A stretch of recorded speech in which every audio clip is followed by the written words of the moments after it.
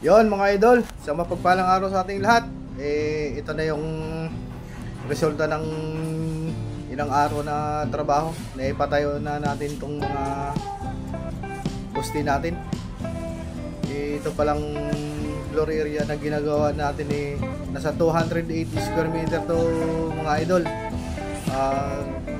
Gagawin lang naman to na shed, halos gagawin lang na bodega. Ito nga pala yung ginagawa natin, naglagay na rin tayo dyan ng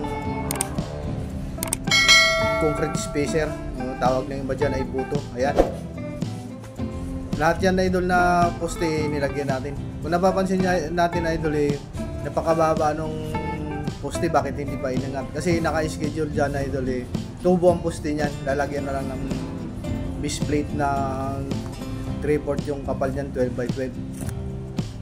Ayan, yung mga ibang poste yan, mayroong mga concrete spacer para hindi nakalatag yung bakal mismo doon sa ating gravel bed.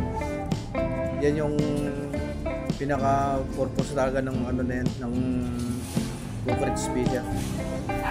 Yung mga kasama natin yan, naghahalo ng mano-mano dahil hindi pa na gagawa yung gagamiting mixer. Ang lalim ng hukay niya na idol, 1 metro kwadrado, bali 1 kubikong lupa ang inakyat dyan. Medyo malalim, gawa ng sobra 1 metro ang vacuum na ilalagay dyan. Medyo maswerte tayo ngayon at hindi pa masyadong umulan. Nakaraang araw medyo umulan na.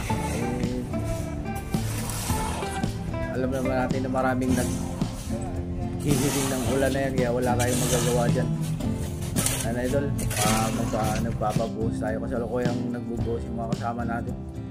Mano-mano lang muna sila at yung ating gagamiting mixer ayun, naka-confine pa. Nasa